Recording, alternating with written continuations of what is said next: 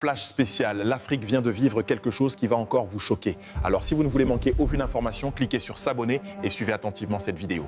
Notre gros plan se concentre sur le Sénégal. L'union sacrée qui a porté Bassirou Diomaye Faye à la présidence est-elle déjà menacée? La désignation d'Aminata Touré pour restructurer la coalition a provoqué une vive réaction au sein du parti au pouvoir. Y a-t-il une rupture entre le président Faye et son premier ministre, Ousmane Sonko? Nous allons tenter de comprendre les enjeux de cette divergence entre le chef et le leader charismatique. Zana Sadio, beaucoup le disaient que tôt ou tard, au sommet de l'État sénégalais, il y aurait des divergences, il y aurait même la rupture entre ces deux amis. Est-ce qu'on est en train d'assister au début de cette séparation entre les deux hommes? Avant de répondre à cette question, il faut d'abord convenir que leur duo se fonde sur un malentendu originel. Parce que tout d'abord, Sonko, c'est le fondateur du PASTEF, donc son leader charismatique.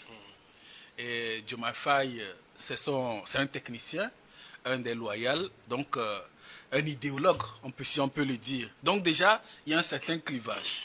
Et ensuite, il y a ce qu'on peut dire comment on appelle ça, des ambiguïtés. Des ambiguïtés qu'on peut qualifier de problèmes de légitimité. Parce que tout d'abord, Ousmane Sonko, il estime qu'il a la légitimité originelle, parce que c'est lui le fondateur du mouvement. Il se dit qu'il a la légitimité auprès, comment on appelle, de leurs membres, de leurs sympathisants. Il est charismatique. Il l'a encore démontré il y a quelques jours. Voilà, et il a la légitimité sacrificielle. C'est à lui qu'on a intenté un procès, c'est lui qui a été emprisonné, c'est lui qui a été frappé d'inéligibilité. Et de l'autre côté, vous avez Diomaye Faye, il incarne l'État, c'est lui qui représente la nation, c'est lui qui est l'État en fait. Et donc, à partir de ces deux positions, Ousmane Sonko, pour qui lui pense que sans lui, le pouvoir ne serait pas à eux.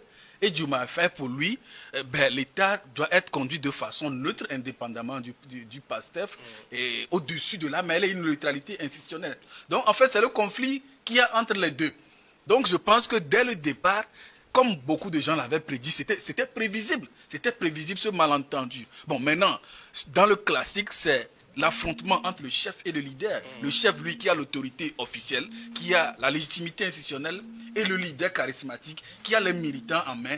Et vous l'avez vu. Et je pense que c'est dans cette logique-là que s'inscrit, n'est-ce pas, son show de la dernière fois où il a su mobiliser des milliers de ces militants. Voilà, un giga meeting. Donc, je pense que c'était une manière d'intimider Diomaye Faye pour lui dire, attention, moi j'ai le peuple, j'ai les militants derrière moi, j'ai